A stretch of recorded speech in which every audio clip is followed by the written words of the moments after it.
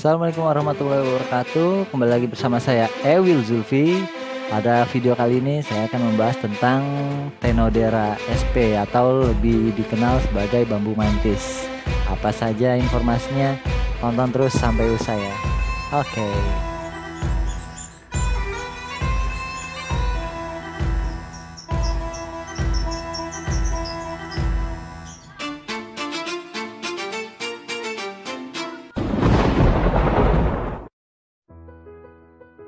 Jangan lupa like dan subscribe ya.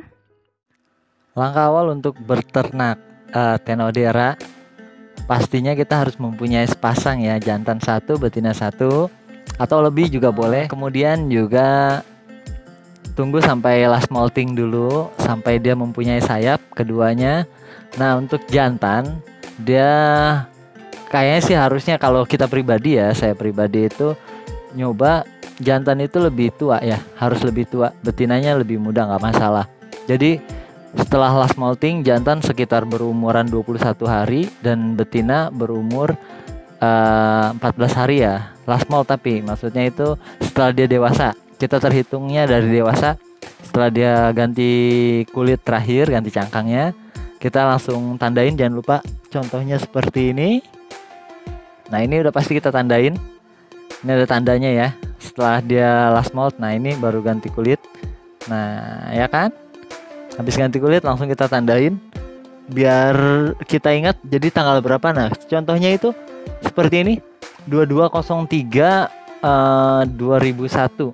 2203 tinggal ditambah 14. Berarti sekitar tanggal 8 ya. Siap kita kawinkan. Itu seperti itu jadi contohnya.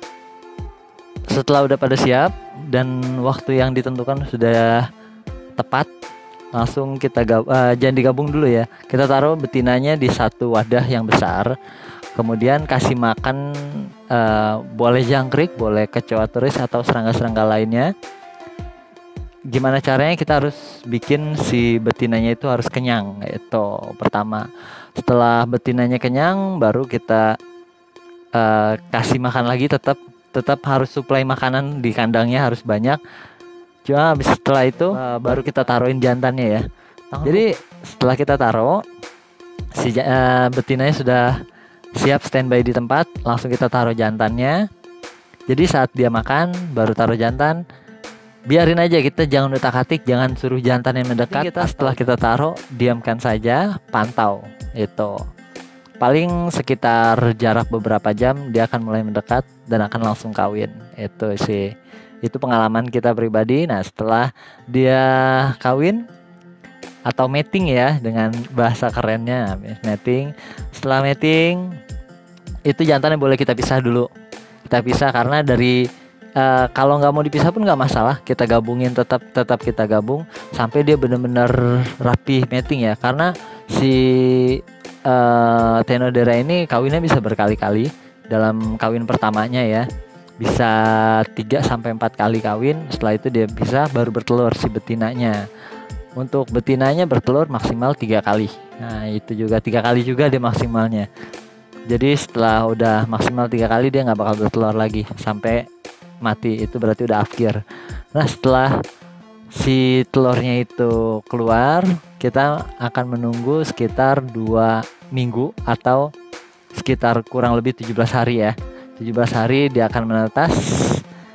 Untuk penetasannya ini ya udah netes ya, ceritanya udah netes. Nah, pas sudah netes itu kalau bisa si anakannya jangan dipisah, tetap aja kita gabung tapi taruh di wadah yang lebih besar lagi agar dia lebih nyaman. Jangan lupa kasih daun-daunan atau apalah gitu kan. Kalau kita sih kasihnya coco fiber, itu buat kenyamanannya dia, jadi nggak terlalu ketemu langsung ya, jadi pisah-pisah kayak gitu pakai coco fiber. Setelah itu makanan pertamanya itu untuk anakan Tenodera kita kasih makan lalat buah. Kasih makan lalat buah, lebih bagusnya sih yang flightless ya, yang nggak bisa terbang lalat buahnya. Itu udah banyak kok di ternak dan banyak yang jual untuk flightlessnya itu. Kemudian kalau mau kasih makan anakan kecoa Turkis juga bisa juga kita kasih makan, cuma agak repot ya, kita harus suapin ya, kita feeding dan itu harus satu-satu. Kayaknya agak ribet lah. Bisa aja sih tapi agak ribet. Dan kalau bisa itu aja langsung gabung, terus kasih makannya lalat buah. Setelah itu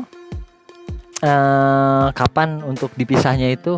Nah, dipisahnya setelah minimal paling cepat itu molting pertama. Setelah dia molting pertama baru kita pisah. Setelah pisah boleh ditaruh di kandang yang kayak gini-gini satu-satu gitu ya.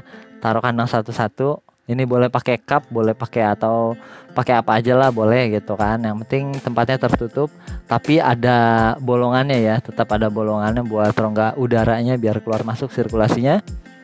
Kemudian